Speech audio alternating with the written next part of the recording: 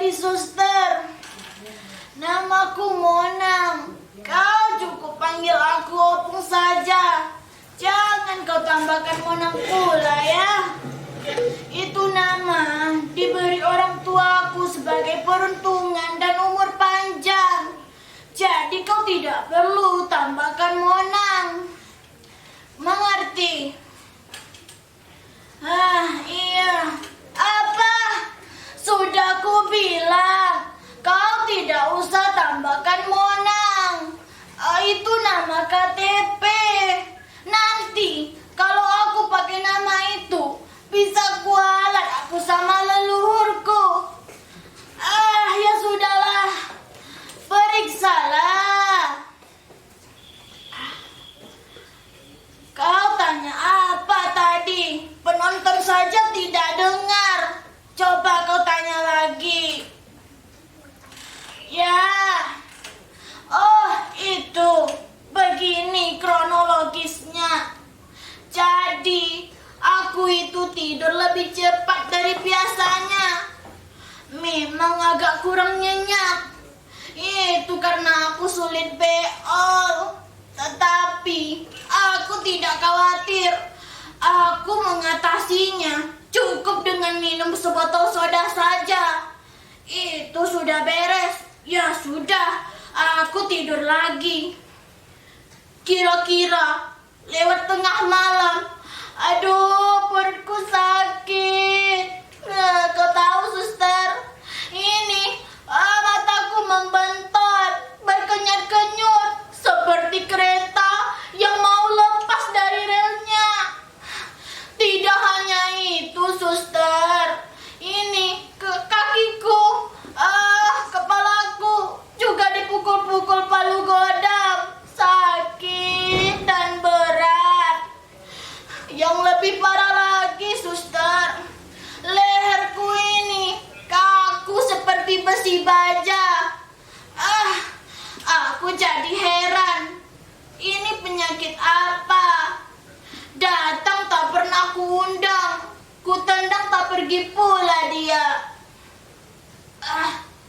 Nah, jadi kau tahu, sejak umurku 67 tahun, tidak pernah aku menginjak yang namanya rumah sakit ini. Aku selalu sehat. Dengan dokter saja, aku tidak tahu. Apalagi kau yang cuma suster. Nah, jadi sejak umur 50 itu, aku selalu berkeliling naik sepeda. Dari pagi buta sampai sore buta pula. Jangan kau tanya berapa jauhnya. Kau hitung sajalah sendiri. Aku mana sempat lah. Nah, tiba-tiba penyakit itu datang tidak tepat pada waktunya. Aku belum siap. Dokter, suster bantulah aku. Dokter, suster, kau di mana? Aku lapar, ingin makan. Memang kemarin aku sudah makan, tapi itu kan sudah keluar lagi. Aku ingin makan. Suster, dokter kasihlah aku makan. Dokter, dokter.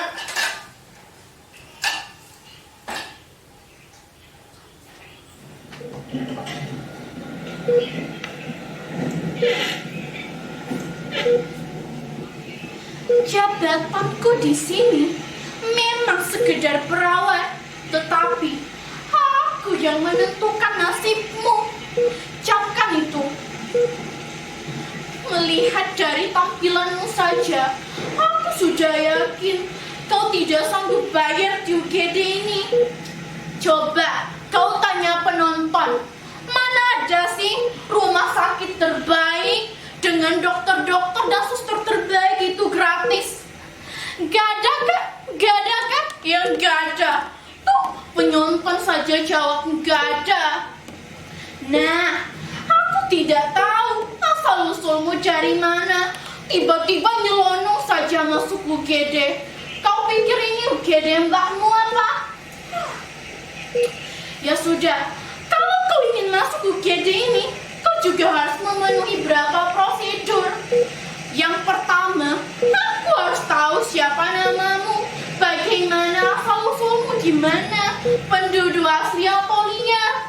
Yang kedua, aku harus tahu siapa nama orang tuamu, bagaimana keadaan ekonomimu. Dan yang ketiga, aku harus tahu siapa nanti yang akan menjamin biaya perobatanmu di sini. Barulah kau boleh masuk di UGD ini.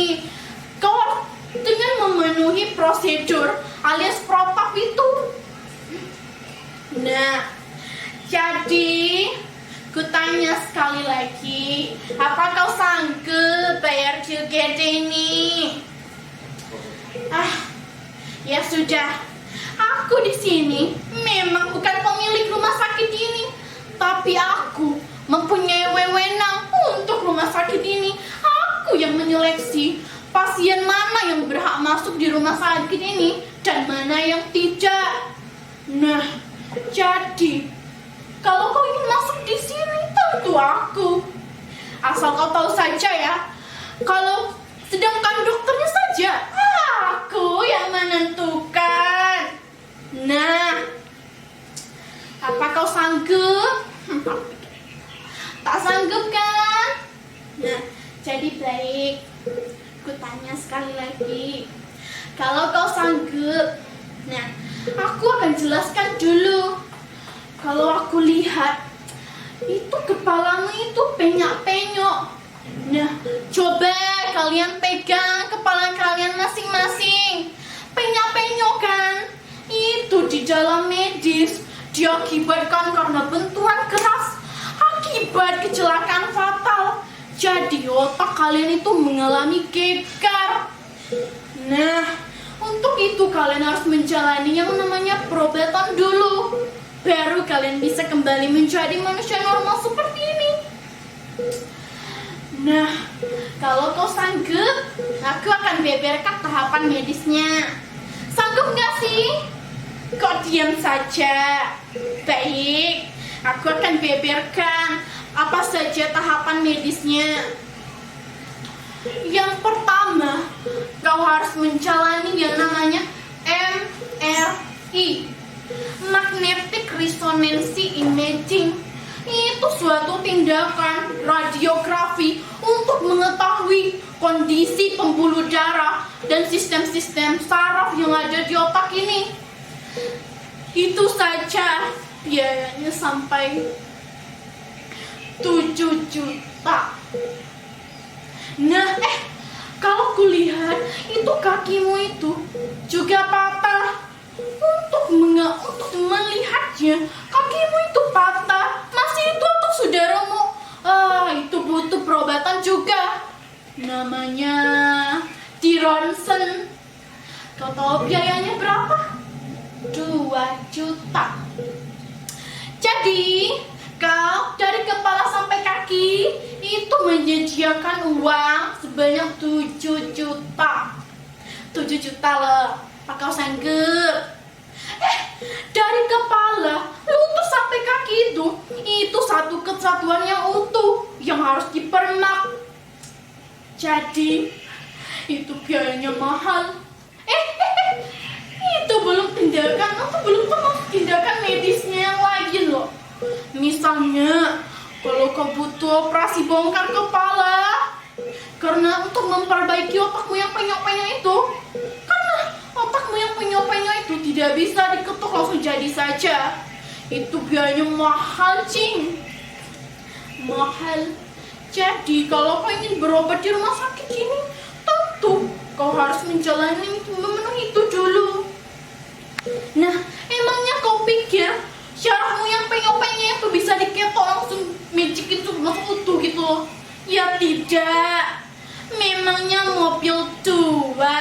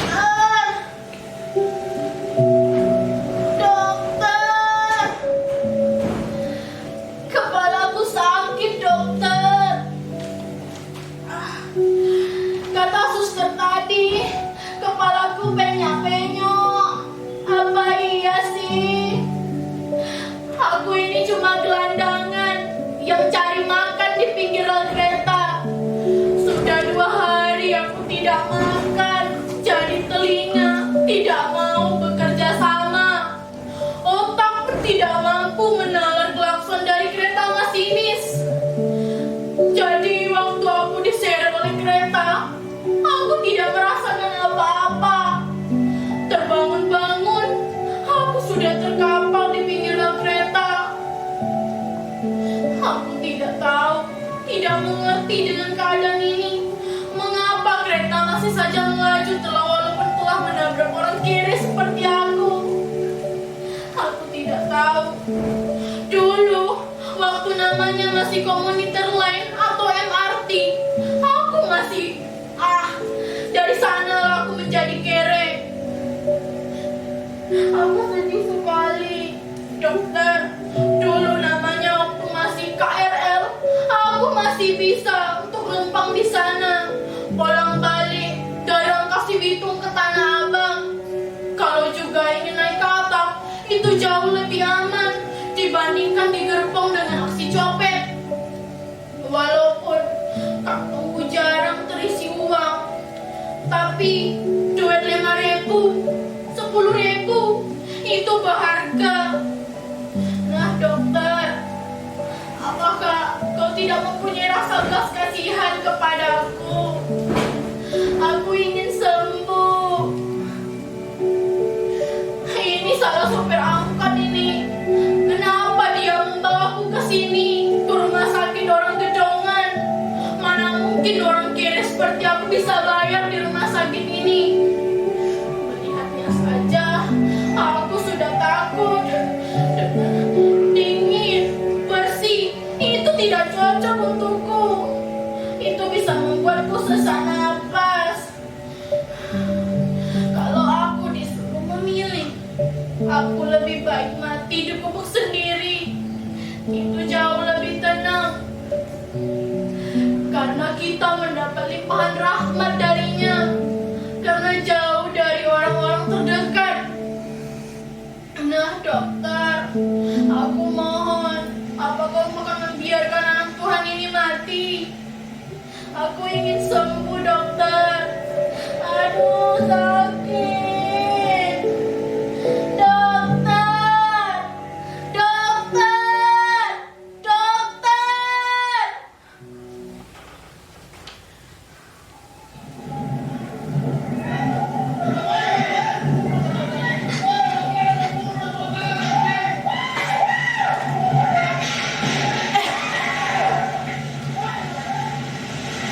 Puyuh, puyuh, puyuh.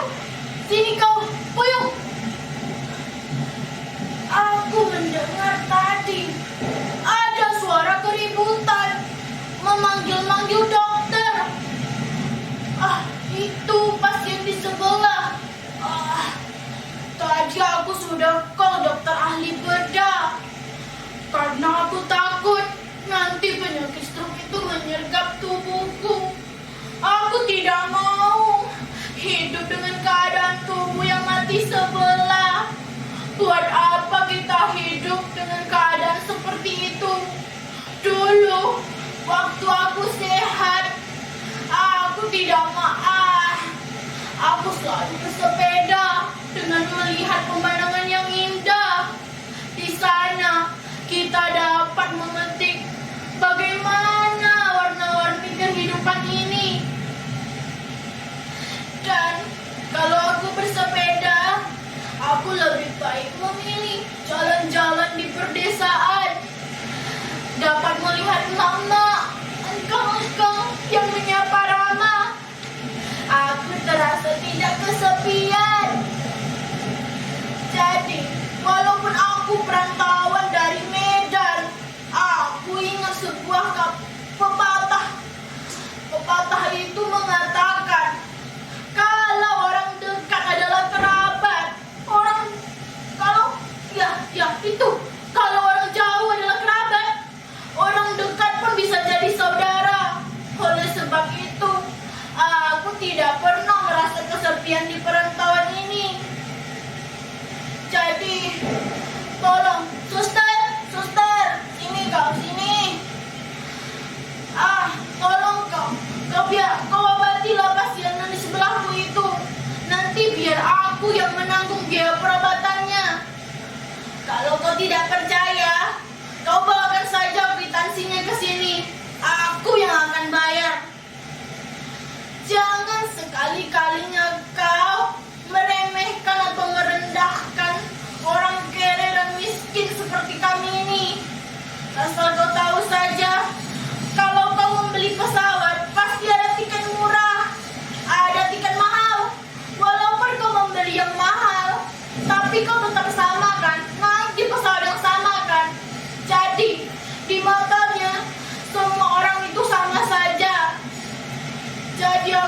mohon suster, berikanlah perobatan terbaik untuknya. Jadi, tolong, kau tahu, aku selalu bersepeda itu untuk mengajari anak cucuku. Kau tahu, aku mempunyai perusahaan yang besar, berkelas internasional, sudah 17 tahun berdiri, dan aku dari sana sudah mendapatkan keuntungan yang cukup. Jadi, aku bersepeda ini untuk mengajarkan kepada anak cucuku bagaimana kehidupan. Nah, jadi aku akan membiayai sebuah bagian pasien itu. Jadi aku mohon, kau perbaikilah apapun kesakitan darinya.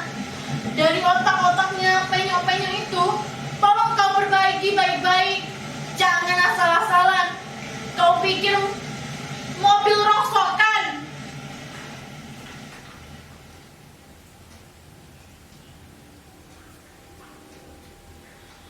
Permisi, apa benar ini dengan Opung Mona?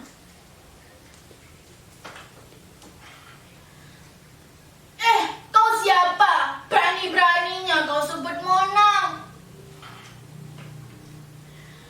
Perkenalkan, Opung. Saya Pak Direktur Raden. Pak Direktur Raden Mas Kencono. Oh, Pak Direktur, itu menak dari Jawa kah? Bukan, Opung. Maksud saya, itu nama pemberian orang tua saya, Opung.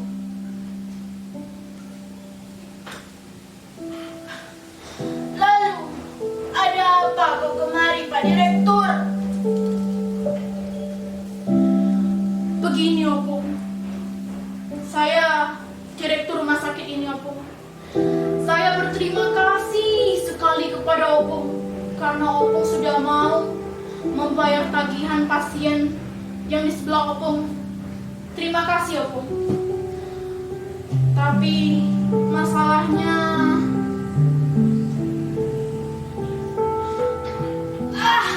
apalagi Pak Direktur, aku kan sudah bilang aku yang akan menanggung semua biaya perobatannya. Jadi ini bukan soal pahala loh, Pak Direktur. Ini soal nyawa. Aku tahu dia seorang laki-laki yang mencari nafkah untuk keluarganya, memenuhi kebutuhan biaya untuk anak istrinya di rumah. Jadi tolong berikan kesembuhan untuknya. Aku yang akan menanggung semuanya, Pak Direktur. Dan satu lagi, sustermu. Suster, sini kau, sini. Dengarkan aku berbicara kepadamu, Pak Direktur. Aku tahu ini rumah sakit terbaik dengan dokter dan suster terbaik. Pastilah memiliki etika. Asal kau tahu saja, di luar sana orang pandai beretika. Dan di sini aku melihat sustermu itu, dia selalu meremehkan, bahkan mengomeli pasien yang tadi. Dalam keadaannya yang sudah sakit itu, ditambah dengan omelan itu sustermu itu, aku tidak terima. Itu semua makhluk sama saja, memiliki kodrat yang sama di matanya. Jadi, berikan biaya perawatan terbaik untuknya.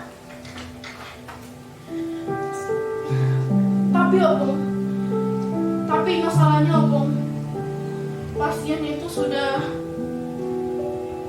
meninggal, Opung.